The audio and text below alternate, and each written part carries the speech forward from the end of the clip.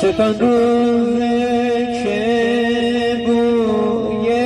گل نیومد، صدای نغمه